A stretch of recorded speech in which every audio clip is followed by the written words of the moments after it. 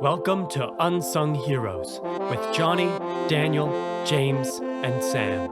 Our goal is to leave no hero unsung.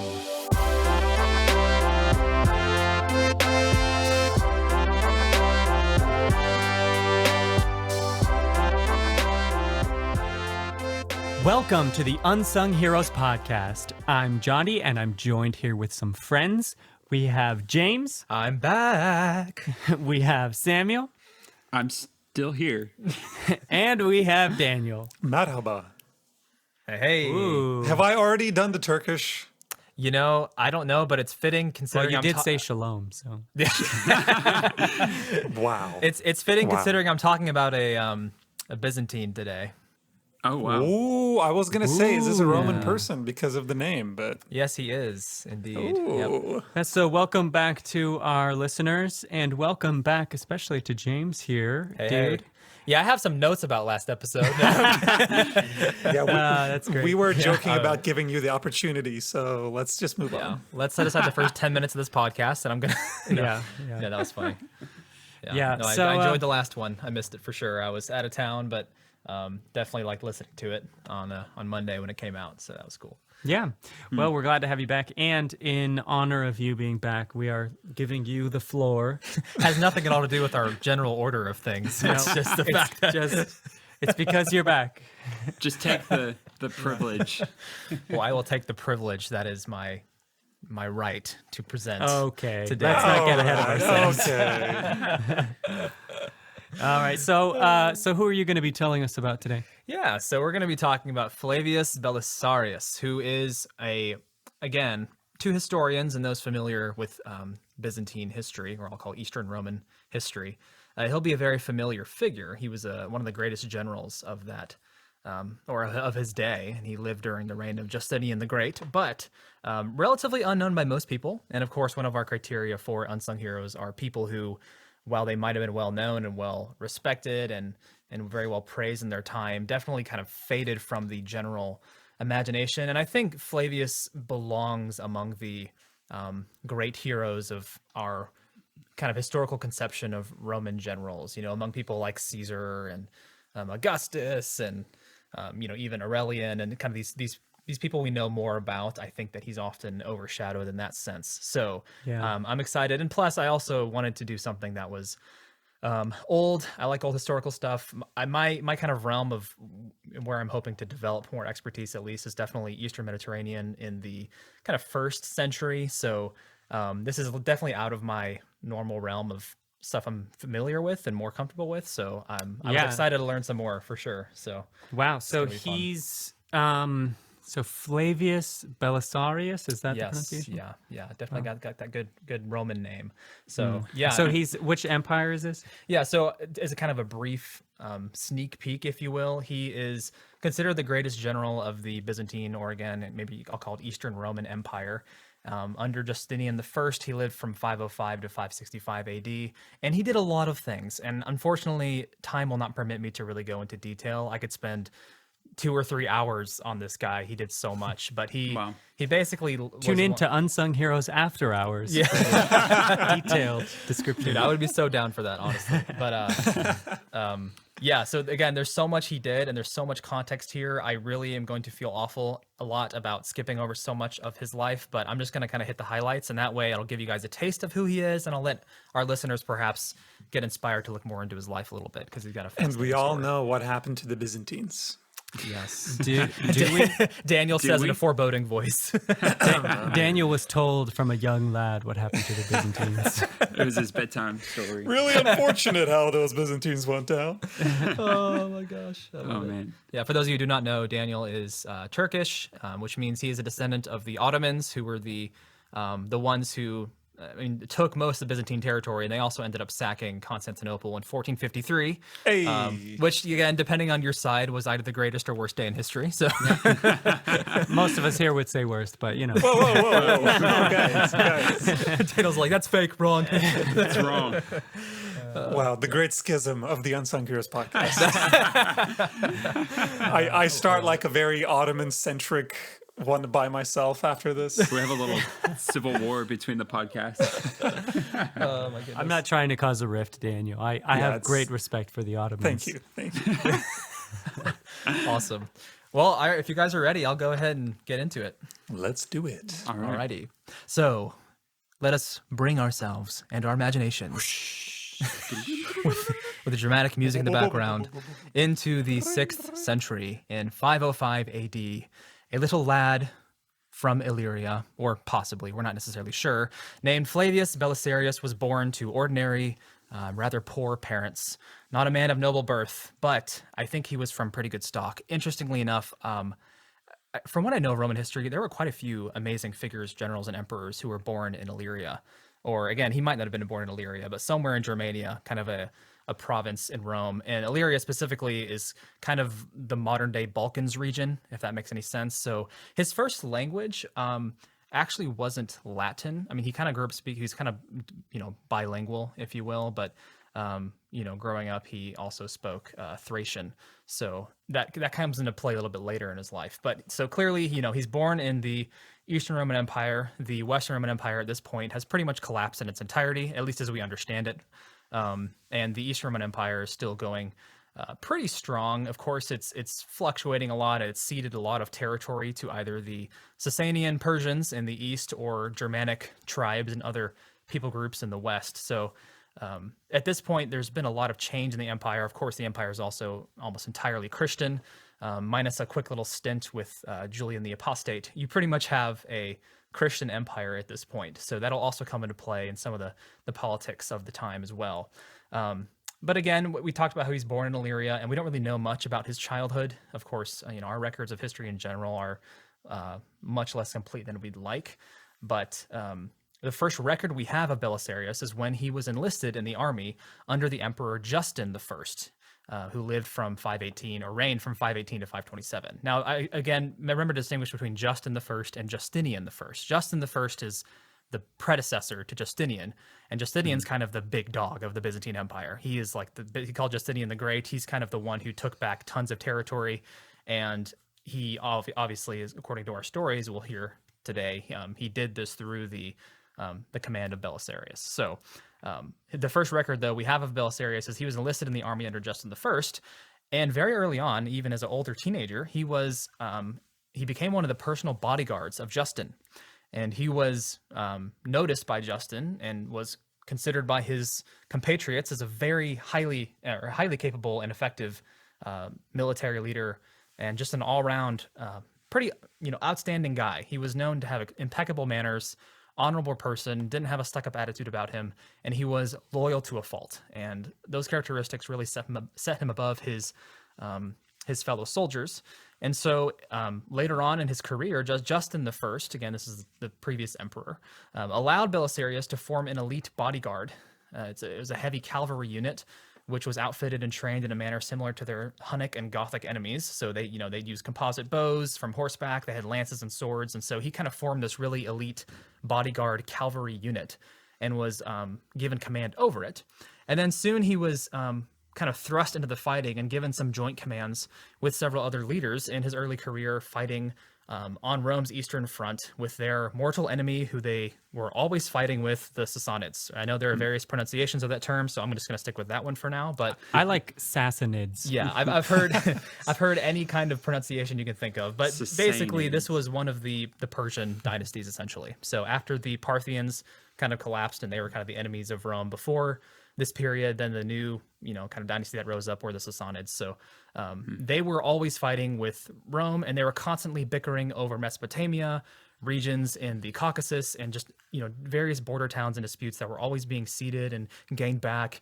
And the back and forth was pretty constant between these two empires. So there'll be a lot of fighting with the Persians in this episode. And whenever they killed someone secretly, they said, "You've been assassinated." You've been assassinated. That was awful. Wow. That was Oh man. Yeah, no, that's a true fact. Very Yes, true. Absolutely. that only took me what they me said. 40 seconds to come up with. you probably find it on Wikipedia. I could tell you were probably sitting there, right, just waiting for As a pun. soon as you said Sassanid, I was like, okay, we'll start trading. Of course. And of course, part of the conflicts that were first, or that Belisarius was first involved with, had to do with territory of modern day Georgia at the time, and a lot of the conflicts. Georgia, the country, not the Yes, of course. state. For our American listeners, there's a country. Yeah. Wow, what a weird alternate history that would have been. Oh my gosh, yeah, yeah. The Byzantines are attacking.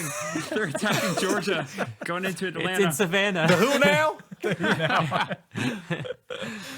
Oh my gosh, yeah.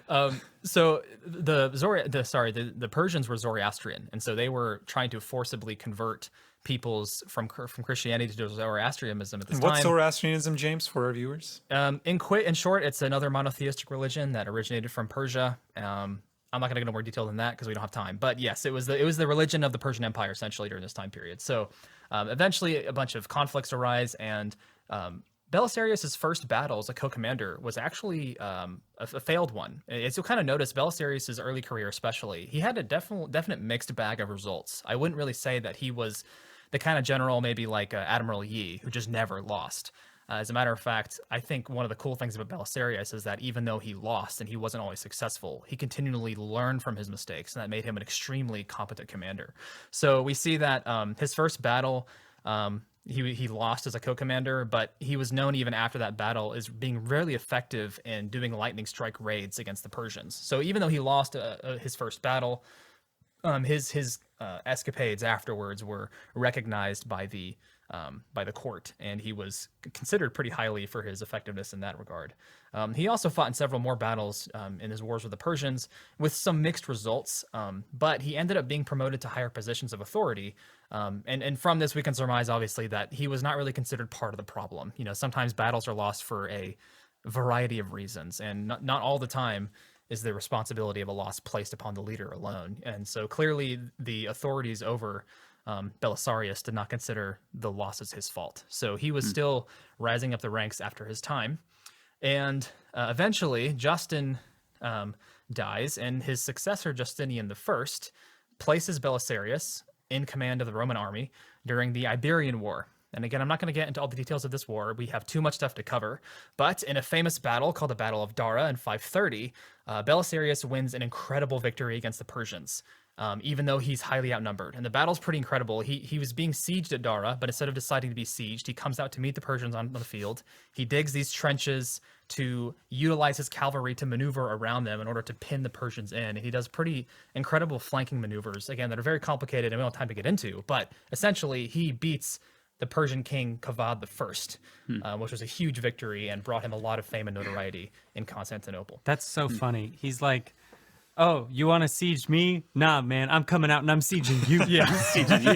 You've activated my trap card. You know, I think in a lot of cases, before a siege happens, you have to consider the consequences, right? For him, it was like, I'm not going to sit here and starve out and just lose more and more strength as he's able to be continually resupplied. So strategically, in this case, it made a lot more sense for him to meet the Persians in battle. But yeah, you're absolutely right. Yeah. It's like I don't want to sit in the castle and rot away. I'm going to go, take it to you. So Yeah, It's really amazing to me just how much strategy things like this require. I mean, for us in our everyday life, like we don't really even consider how complicated and how complex things like this would have been. Gosh, yeah. And we mentioned before in this podcast, but again, war, a lot of it has to do with logistics, like just the administrative task of maintaining discipline, giving clear orders, maintaining plans and strategies, and executing them properly. That is extremely hard to do in something like a battle. He had a pretty impressive showing here at the Battle of Dara, for sure. Yeah, and I feel like people are used to, TV shows or movies where there's only like one big battle and the whole rest of it is like characterization or whatever. But when you think about in history generals who were extremely great at what they do for 40 years, that's a lot of what Flavius just did with the whole counter siege and this and that, like just many battles throughout your life. So you really have to be on top of your game. Oh my goodness. And you'll see that he has a long career, and so he definitely is confronted with a lot of different scenarios he has to work through. So again, I mentioned he defeats the Persian king Kavad, and this essentially makes the Persians much more open to peace negotiations. Now notice I didn't say that they negotiated peace at this time. I said it definitely opened the way for peace to occur, which would obviously have been very favorable towards Rome at this point, or towards Constantinople, I should say. But they had two different translations. Not this time. They sent the wrong messenger. Nope, not this time. But as Daniel had mentioned about the complexity of war, he fought again at a different battle, and he was defeated this time by the Battle of I'm gonna pronounce this very poorly, but Calincum. I don't know exactly, but at this battle, the Persians, even though he wasn't, the Persians, I think the Persians even were outnumbered at this point. The Persians outmaneuvered his army and were very effective and actually defeated him at this point. And he fled pretty early on, seeing that he was going to lose the battle. He tried to get his forces out of there as fast as possible. And this unfortunately forced the Eastern Roman Empire to capitulate to Persia. And the treaty they ended up negotiating after this point was not favorable towards Rome. And they ended up ceding a lot more territory than they had wanted to. And so the Persians kind of came out on top in a way, even though Belisarius' reputation was definitely secured at this point. He was known as a good commander. He still lost this one battle, and this led to kind of a stalemate, but at the same time, it was a favorable stalemate for the Persians. So, of course, because this does not end very great, Belisarius is called into Constantinople, and he is charged with incompetence and was accused of being responsible for the defeat. But further investigation revealed that the failure really didn't fall on his feet. And so most of the charges against him were pretty much cleared. Again, once you lose kind of in that manner, people want to find someone to blame. Apparently, again, based on what they'd found out, most people pretty much acknowledged, yeah, this really wasn't Belisarius' fault. Again, I don't know the details of what was going on necessarily in everyone's minds, but it seemed that his reputation was maintained and cleared, even though they did technically lose that aspect of the conflict. I know this was a while ago, so we might not have this information, but is there any word of like how Belisarius responded to this? This kind of like, I don't know, this charge against him? Yeah, I couldn't say. Again, I couldn't spend so much time in the details like I'd want to normally in a kind of episode like this, but we don't necessarily know the details. We do know, though, based on the stuff I'll tell you about later in the episode, that there was some strained relationships between Belisarius and the court. He was actually a good friend with Justinian. I had a personal good relationship with him, but that often came into tension later on, as you'll see. So we'll talk more about that later, but I can't really answer that question accurately, to my knowledge. So Belisarius then, is living in Constantinople, and there's these really fascinating political part of Byzantine history, which culminates in the Nika riots of 532. And I'm not going to get into all the details, but essentially these riots were caused by corruption among Justinian's courts, rising unemployment, and Justinian was of low birth. He wasn't liked by certain segments of the population. He'd put down some former protesters pretty harshly, and there was a whole bunch of issues surrounding chariot racing and between various teams called the Greens and the Blues. Now, this is actually a really funny part of history, but kind of how modern day football, or else for soccer, for our American listeners, there are often like riots and fights after major games. There was a ton of hype around chariot racing in Constantinople. Wow. And the two major teams at this time were called the Greens and the Blues.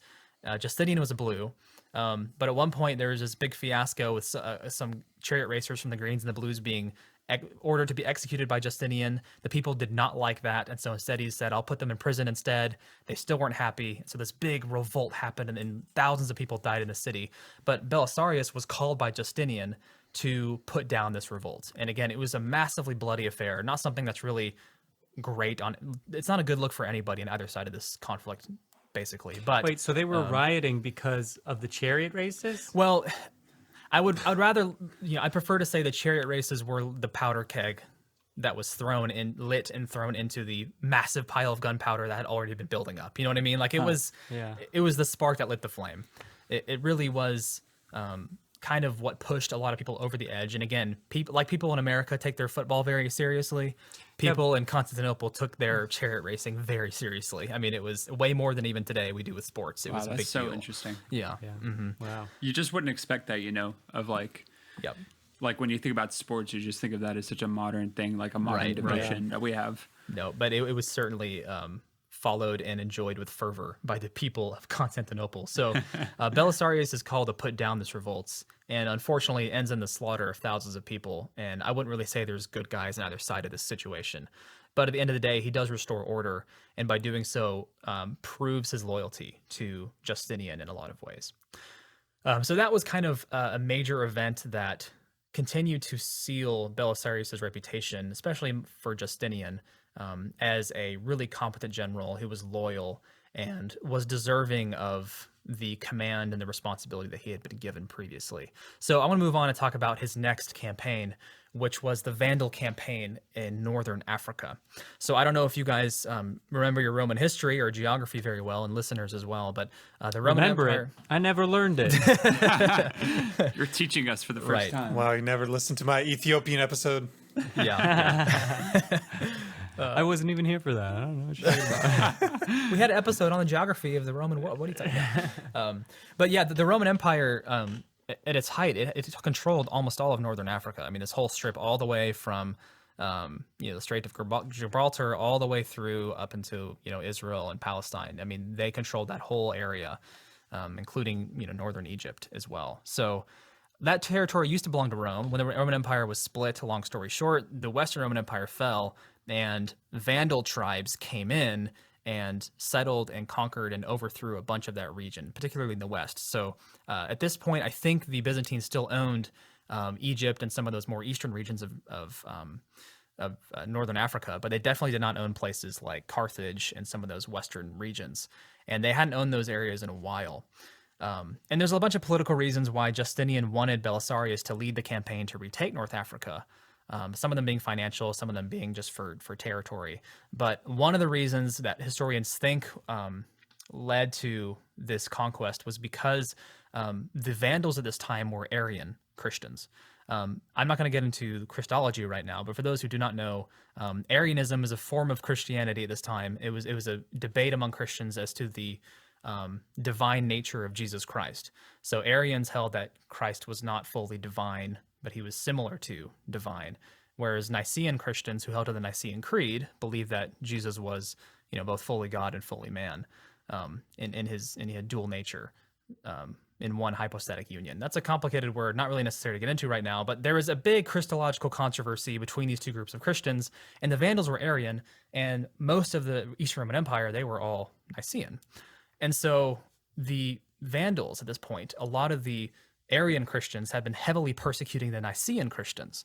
And so because of this persecution and because of the desire of Justinian to kind of win a religious victory and kind of win some points with the people, he decided to embark on this campaign. And again, remember, the riots demonstrated that people were really angry at Justinian at this point, and he was really not well liked. And he was kind of wanting to score some piety points, if you will, to get back on their good side. So I think he also saw this as kind of a strategic way to regain favor and solidify his power in a sense, by accommodating his Nicene constituency, if that makes any sense. So Interesting. Belisarius, again, being the loyal friend of Justinian, and plus the fact that he grew up in Germania, meaning he wouldn't be considered some weird Greek foreigner by the locals there.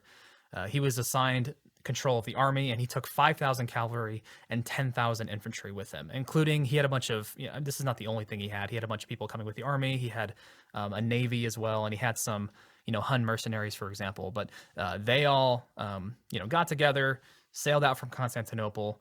And one interesting story about Belisarius at this time, which kind of speaks to his character a little more, at one point, he had commanded his entire army that no one was to get drunk. He was very serious about this. He said there was no heavy drinking. But two of his Hun mercenaries got drunk on the way and got into a major fight, and so he had them executed as a way to maintain peace and keep fighting from growing. Yikes. But yeah, that was the reaction of his soldiers too. And so knowing that this might prove... They all said, "Yikes!" at the same time, yikes.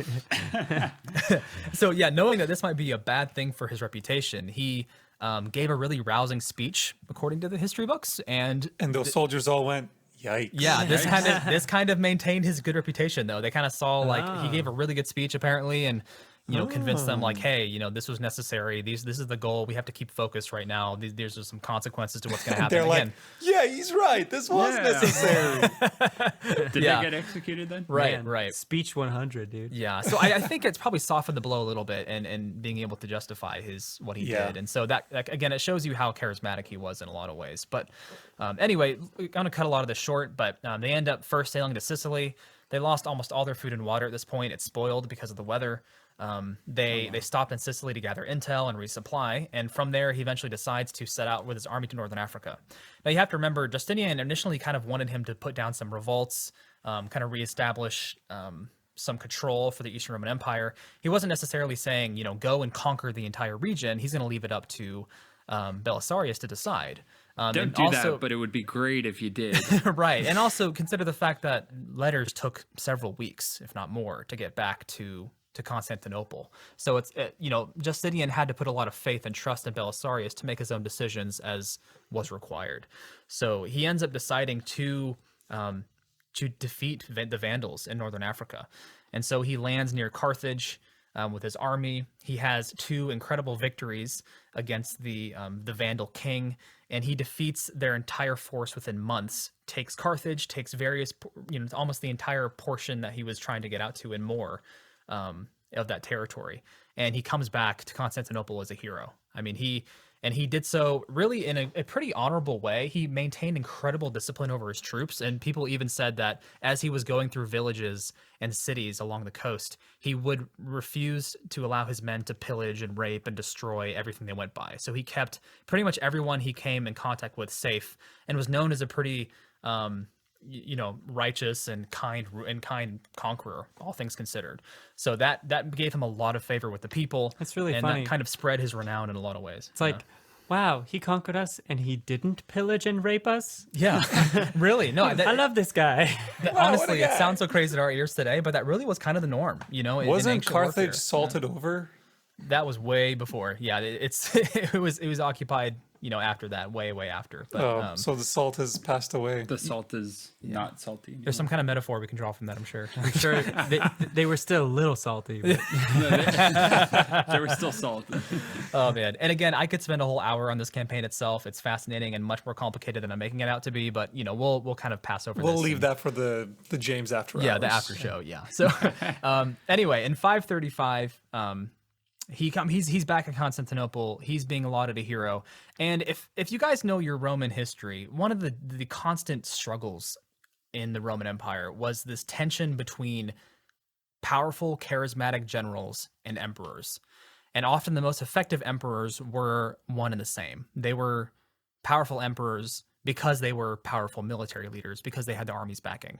And this, you could imagine, created an interesting dynamic between Justinian and Belisarius, which would, these little cracks in their relationship would become canyons later.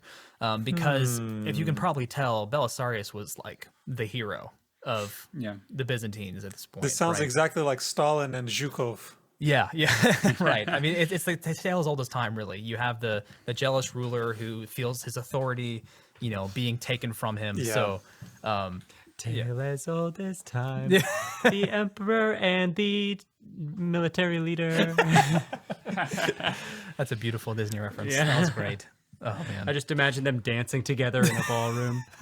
It's funny how timeless those things are, though, because with the Soviet Union, that was a constant theme there as well, where they didn't want any one general to become a hero to the people, so they would try to kind of monitor what they were doing. Yep. No, that's actually exactly what ends up happening. So again, this doesn't really start at this point, but I'm just kind of giving you a preface to the fact that there will be some conflict because of how successful Belisarius is in this campaign.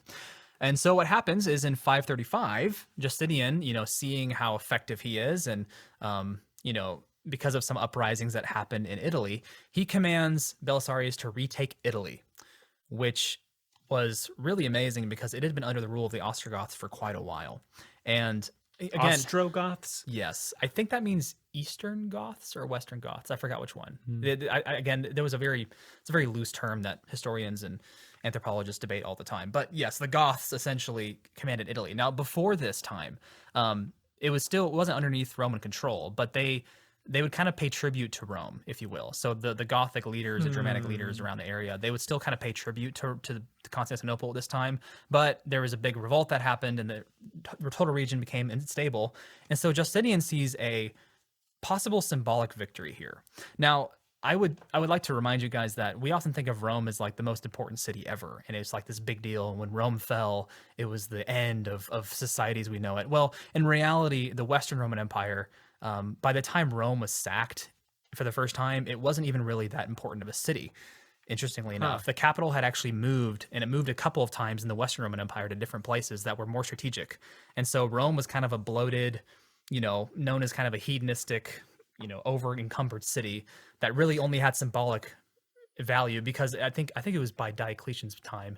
I think Diocletian cemented this idea that Rome would no longer be a political center of the Western Roman Empire. Actually, in fact, Diocletian kind of didn't like Rome at all, really. He didn't really grow up or spend much time there anyway. So kind of after him, Rome never really considered the city of Rome as kind of its center point. It really moved to Constantinople as the greatest city of the empire. Watch out, Washington, D.C. Yeah, that's a warning to you in D.C., right? You better behave. So interestingly enough, this really wasn't a strategic area to take, in my opinion. I think it more had to do with the symbolic idea of this is Rome. I could be the greatest emperor in hundreds of years to actually retake tons of territory that we had lost, particularly with the fall of the Western Roman Empire. So this definitely had some potential in that sense to bring a lot more fame to Justinian's legacy. So all he has to do is like kick out a bunch of goth kids who are just hanging around. Get off my lawn. He walks around, some kid like spray painting the wall, like Rome sucks with an X at the end. Ostrogoths were here. The Ostrogoths were here. Oh man, yeah, that's funny how language changes, isn't it? But so he this is also a very long and fascinating story I won't get into. The goth life chose me. I'm sorry. Stop! No. I'm so sorry. Guys. Where was I after the goth thing? Okay, so basically what happens in this campaign is, again, I'm giving you the short version. So he takes Sicily first, and then he moves into the main part of Italy, in the boot of Italy, if you will, and he slowly moves up the peninsula and takes Naples, and then he gets to Rome, and he ends up taking the city, and he has an incredible defense of the city because the Goths under King Witigis, I think was his name, after Justinian, or sorry, not Justinian, but Belisarius took Rome. A Gothic king besieged the city from 537 to 538. And again, Rome was massive in size, even at this point, even though it had fallen and been sacked several times at this point. It was massive. But Justinian brilliantly held the city with a force that was far too small to really maintain everything. I mean, I can recommend our listeners to go and learn more about the siege, because it's really a fascinating story of back and forths and close calls and intrigue. It's a really crazy story. But Can I make a quick confession here? When you said from 5:30 to 5:37 to 5:38, Oh yeah. I was thinking like a minute. I was like, that was 5:37 a.m. a.m. all. yeah, it's like 5 o'clock to that, 501. There was a world's siege. shortest siege right Flavius is on the walls of Rome. You come here! there. Guys, You only attack us for 1 minute. I'm like, why would this even be called a siege if he's just out there for a minute? I'm so I'm so sorry. confused. Yeah. It wouldn't be the French though. It'd be, you are the cowards. you come here. It's like the Gothic king was playing a video game and he accidentally pressed siege and immediately pressed cancel after. I didn't mean to do that. Control Z, Control Z. Exactly. Yeah. No, but I should have said 537 AD or CE to 538. Well, fun so. fact, as this was happening, Justinian built Hagia Sophia back in Constantinople. Absolutely. The famous building that stands today, although it's obviously undergone a couple of changes over time, but Many changes. it was it was constructed under Justinian's reign. So I love these Istanbul or Constantinople facts. Yeah, We you could guys are bring them in welcome, man. yeah, would you prefer me to call it Istanbul? To Or Constantinople. If this was a video series, it'd be like, you know how on daytime TV they have the little banners that come up and say like, tonight at 7, this show. Like I would have little tidbits of like, fun fact, when Flavius was fighting the Goths, Justinian built Hagia Sophia. Yeah, like a little footnote in a podcast. Yeah. Exactly. No, that's a good side note. I appreciate that. So, yeah. So anyway, Justinian again holds this siege, and holds the city and essentially secures victory. Unfortunately, he's unable to continue taking much more land in Italy because of internal conflicts among his commanders, but the Goths end up offering to surrender in 540. But again, knowing of Belisarius's good reputation, and even they respect him a lot, they said that they would only surrender if Belisarius would crown himself emperor against Justinian.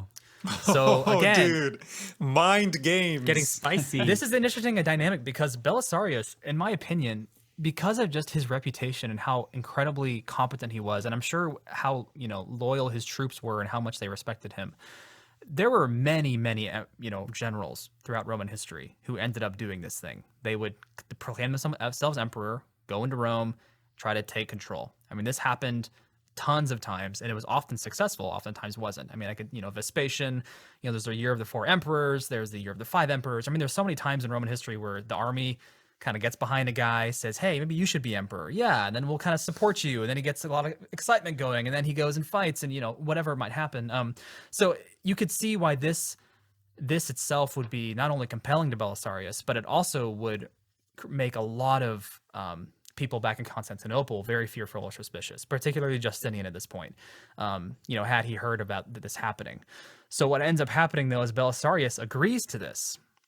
But what ends up happening is he gets all the people who wanted to coronate him king together to celebrate it. And as they come to crown him king, he turns on them last second because now he knows who were all the people conspiring against Justinian. Oh, dude. Mind games. Yeah, he takes them all and has them all executed and proclaims victory in the name of Justinian, his emperor. Wow. Demonstrating his steadfast loyalty to Justinian. Dude, that's like Game of Thrones right there. Yeah, man. that's some That's like- backstabbing. Yeah. That's like watching that big temple thing like blow up. right. It really You is made like, that very clear, Johnny. Thank you so much. It's like the big temple. It's been a thing long blowing time up. since I've watched it, but I know there's people in there and they die. And Wow. That's an epic moment. That's pretty cool. I wonder if there was any temptation on his part to like give in and be like, yeah, I'll become your emperor. That Right, sounds that's great. a great question. maybe it was Yeah. like if enough people showed up, he would have Right. been like, "Yeah, I'm the emperor. You all love me." But it was like 20 people. He asked his assistant, "How many people are here? 2,000? Darn it! Just He's like, "All right, just execute them." just yikes!" Oh man. Yeah. Again, like my suspicion. Again, I'm not an expert in Byzantine history, nor am I a biographer of Belisarius, so I can't really tell you exactly. But based on the rest of his life and what I know about him, I'm pretty sure he would not go against Justinian. I mean, this guy was loyal all the time to a fault. I mean, even no matter how much dirt got kicked in his face, he pretty much always supported his emperor. So I think this was pretty much premeditated from the very beginning. And I think if he had tried to usurp Emperor Justinian, there would have been a lot of pushback probably from his own men as well. So I think a lot of his men at least knew what was going on, while this was happening. So, but again, I would recommend our listeners look into this with more detail if they want the juicy details of that. But that was a pretty cool scenario, I think. So again, he's pretty successful in Italy, and again, this is a big deal for the Byzantine or the Eastern Roman Empire because once again, this was a huge symbolic victory. Again, it wasn't as big of a strategic victory so much as it was a symbolic one. So this again raises Justinian's notoriety. We still remember him today, partially because of what Belisarius did, and it also, of course, made Belisarius very popular. But Justinian calls him back and then sends him to fight the Sassanids again.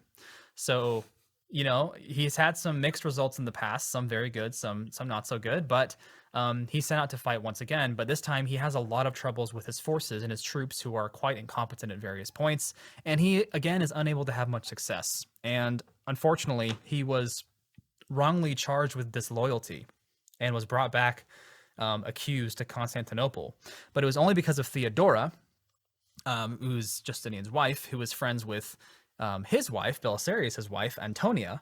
And it was kind of Theodora who had that relationship with him, who kept him out of trouble. She kind of spoke out on his behalf and kept him from getting in real deep trouble. So he's kind of cleared of those charges as well. But what ends up happening is that Rome kind of dissolves into chaos again, unfortunately. The people that Belisarius had left behind to kind of maintain things were pretty incompetent, and so things fall into disarray once again. And so Justinian sends him out to shore up everything there. But at this point, Justinian is pretty suspicious of Belisarius.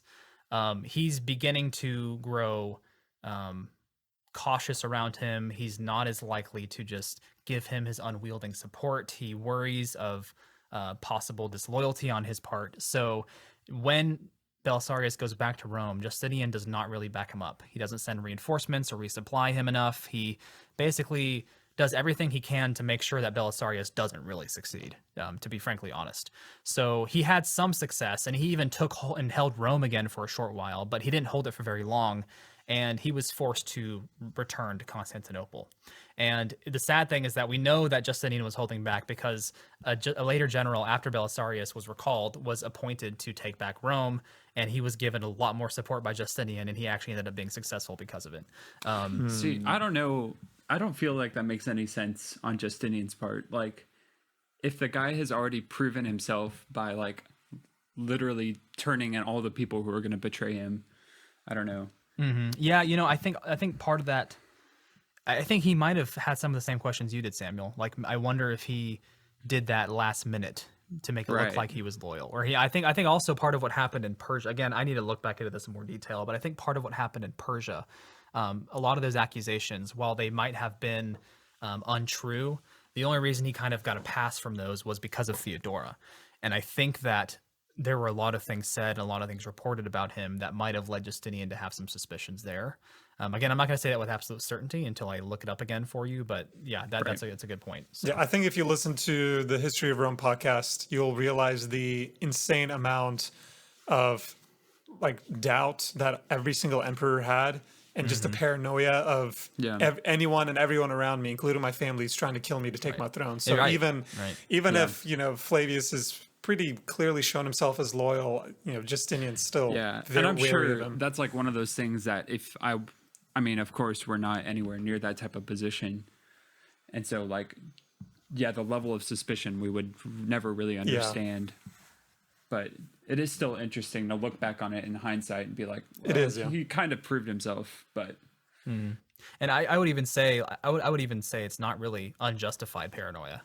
Or maybe I could say it's not really paranoia because it had happened so many times. Right. I mean, there were so many examples from Roman history that Justinian would have been well aware of times when generals getting too much power and, you know, having troops loyal to him rather than to the empire could create a lot of problems. When he was sitting and listening to the History of Rome podcast. Dang. He's like, wow, man, they're saying stuff that hasn't even happened yet. Emperor Justinian died of a very bad headache. Oh, no. That's a great podcast, by the way, History of Rome podcast. I think they also did one on Byzantium, which I need to listen to. There's a different guy who continued it. But yeah, so there's a lot of suspicion building up. So he doesn't really support him. He's called back and, you know, instead of being, you know, really in trouble, he was allowed to keep his land and his wealth. And so Belisarius kind of lived in retirement, if you will, in Constantinople for quite a while after he comes back from Rome. But in 559, the Huns come, and if you know anything about Huns, they pop out of the snow like daisies. Like daisies. The Huns were a big problem for the Eastern Roman Empire at this time, and they came marauding through the empire at this point all the way to Constantinople, and Justinian calls out Belisarius to help. So again, I'm not going to get into the details here, but Belisarius again proves his competency and loyalty in that he's... Man, I can't come out of retirement. But I need you. I'm too old for this. I'm too old, man. I love how we always bring out that old retirement like cliche. And it's no, but really, he uses his private regiment that he has in Constantinople, and he manages to, you know, through a lot of trickery and clever maneuvering, frighten the Huns away, and they flee and don't end up ransacking the city. So again, he kind of saves Constantinople, even though he's been kind of disgraced and maligned by superiors in court. So 3 years later, unfortunately, he was accused in a plot to kill Justinian. And this is really sad because he was most likely innocent, according to most historians, but he was partially disgraced after this. Man, this guy getting accused all the time of stuff. Really. Left and right. Yep. Unfortunately, though, in 563, I believe, he was partially restored. But even though he lives, you know, peacefully after that, and he kind of has some of his reputation given back to him, he died only a few years later. And he dies only a few months before Justinian died, the emperor who he, you know, for so long was so loyal to. Coincidence? Yeah, I don't know. How probably not. How would he kill him if he's already dead? I don't know. No, but yeah, so he ends up dying, and unfortunately, he kind of was maligned at the end of his life, but he still is kind of lives on as a hero of Rome. So he's kind of an archetype in many people's minds, and in many romanticized accounts of his life later on, he's kind of seen as an archetype of the loyal soldier who just serves his king above everything else to the very end and never betrays his leader. So, and then gets betrayed and Right, is disgraced, Accused and cleared, and accused and cleared, and then accused and disgraced. kind of like that. So Before Robin was Flavius. Yep. And I would definitely consider this a very arbitrary category, but a lot of historians consider him one of the last great Romans, and that title kind of refers to some of these last great generals and emperors who kind of continued in this tradition of Roman history from way back in the early Roman days. So a lot of people kind of give him that title as one of the last great Oh yeah, I Romans. saw that list, and the last guy on it was actually the one who left the door open for the Ottomans. Shade has been thrown. Yikes! Wow.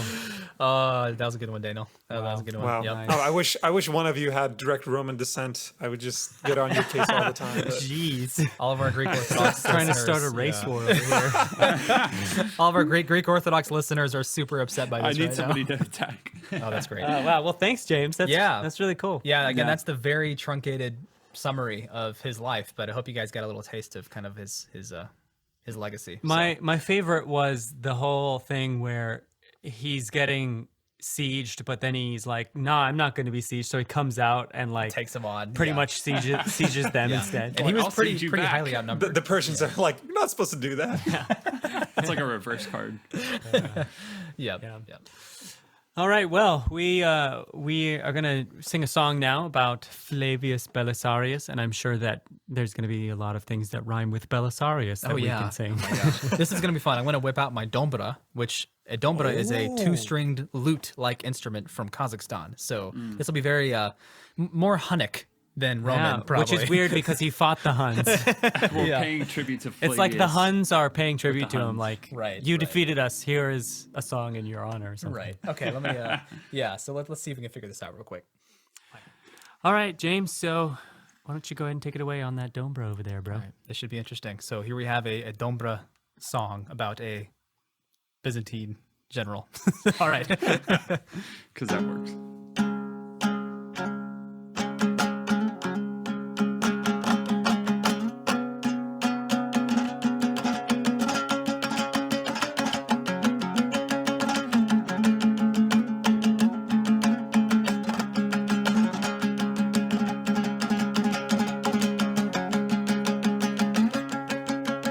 Flavius Belisarius defended Rome. His victory sent the gods home. Justinian relied on him to win the day, securing wins, enduring greed and disdain for the glory of Rome.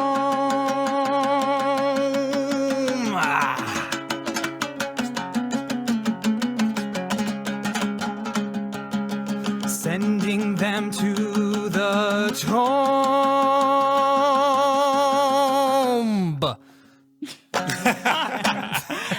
I love that. Love it. Rhyming Rome with tomb. Quality rhyme. I vote we now pronounce it as tomb for the rest of Yeah, our who lives. knew Rome and tomb rhyme, man? Rome and tomb. James, I love how that started Central Asian and became Mumford in the word Rome. I was doing like the Kazakh music often has these like guttural endings sometimes. yeah. So it's a little tribute there, but yeah. Wow. Nice, nice. All right. Well, any other thoughts, guys? Everyone, lock your back doors tonight. What? That sounds so ominous. I know. Because I'm gonna come to your door and play the dombra. Yeah, I get. Okay, hold on. I realize 95% at least of our audience doesn't know how Constantinople was captured by the Ottomans. Oh, you mean the Pretty story much. about how the guy left the gate open? Yeah, legend has it. Well, kind of history, I guess. I don't know. As the Byzantines were fighting the Ottomans outside the walls and were retreating, a dude forgot to close the gates, so the Ottomans swarmed into Is the city. that going to be your unsung hero for next week? Yes. The guy who forgot to close the gate. Throwing real shade there, Dan. History is told from the perspective of the victors. So, Wow. Well, our listeners are going to have to stay tuned and see if that episode ever comes out. So that was fun. probably not. Yeah. All right. Well, we will go ahead and sign off and see you guys on the next one. Bye, everyone. Bye-bye. Bye-bye.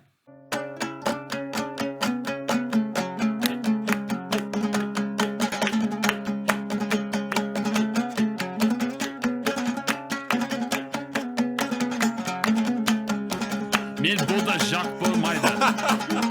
Men Kazakça. Men Kazakistan Karaganda. bulmaydı. Kaldım. Men Jack'sı kolay. Bölmeyin. Yok, barma vermem. Öte Jack'sı. Öte şahsı. Öte Jack'sı men